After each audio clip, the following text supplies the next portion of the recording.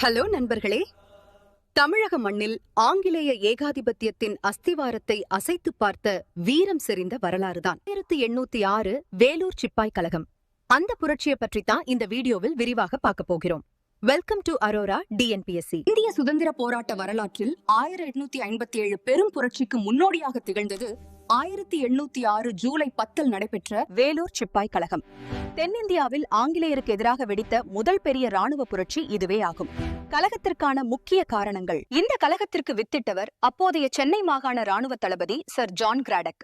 இவருடைய புதிய ராணுவ கட்டுப்பாடுகள் தான் முக்கியமான காரணம். சிப்பாய்கள் நெற்றியில் திருநீறு அல்லது நாமம் அணியக்கூடாது, காதில் கடுக்கன் அணியக்கூடாது, மீசையை ஒரே சீராக கத்தரிக்க வேண்டும் மற்றும் தாடி வளர்க்கக்கூடாதென உத்தரவிடப்பட்டது. மிக முக்கியமான காரணம் அக்னியோ தலைப்பாகை.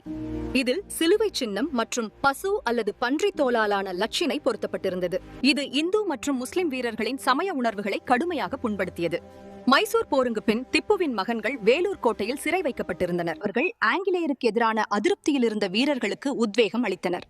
1806 ஜூலை 10 அதிகாலை 2 மணி. கோட்டை அமைதியாக இருந்தபோது திடீரென துப்பாக்கி சத்தங்கள் முழங்கின. ஊராவது மற்றும் 23வது படைப்பிரிவைச் சேர்ந்த இந்திய சிப்பாய்கள் புரட்சியை தொடங்கினர். முதலில் பலியானவர் கோட்டை காவற்படை தலைவரான கர்னல் பான்கோட்போன். அவரைத் தொடர்ந்து 23வது படைப்பிரிவின் கர்னல் மீக்ராஸ் கொல்லப்பட்டார். மேஜர் ஆம்ஸ்ட்ராங் கோட்டைக்கு வெளியே விசாரிக்க வந்தபோது சுட்டுக் கொல்லப்பட்டார். புரட்சியாளர்கள் கோட்டையை கைப்பற்றினர்.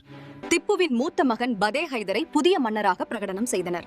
கோட்டையில் ஆங்கிலேய கொடி இறக்கப்பட்டு மைசூர் புலி உருவம் பொறித்த கொடி ஏற்றப்பட்டது. கோட்டைக்குள் நடந்த இந்த கொடூர கொலைகளை கண்டு தப்பிய மேஜர் கூட்ஸ் உடனடியாக ஆர்காட்டில் இருந்த கர்னல் ஜில்லஸ்பிக்கு தகவல் கொடுத்தார். ஆர்காட்டிலிருந்து கர்னல் ஜில்லஸ்பி தனது குதிரைப்படையுடன் விரைந்து வந்து கோட்டையை தாக்கினார். ஜில்லஸ்பியின் தலைமையிலான ஆங்கிலேய படை காட்டுமிராண்டித்தனமாக புரட்சியை ஒடுக்கியது. இந்த மோதலில் சுமார் 800 இந்திய சிப்பாய்கள் கொல்லப்பட்டனர். ஒரு சில மணி நேரங்களில் கழகம் முழுமையாக அடக்கப்பட்டது. கழகத்தின் விளைவுகள்: புதிய தலைப்பாகை மற்றும் சீர்திருத்தங்கள் திரும்பப் பெறப்பட்டன. திப்புவின் குடும்பத்தினர் வேலூரிலிருந்து கல்கத்தாவிற்கு மாற்றப்பட்டனர். ஆளுநர் வில்லியம் பெண்டிங் பிரபு மற்றும் தளபதி ஜான் கிராடக் ஆகியோர் பதவியிலிருந்து நீக்கப்பட்டு இங்கிலாந்திற்கு திருப்பி அழைக்கப்பட்டனர். வி.டி. சவார்கர் 1806 கழகத்தை 1887 நடைபெற்ற இந்திய சுதந்திர போரின் முன்னோடி என்று அழைக்கிறார்.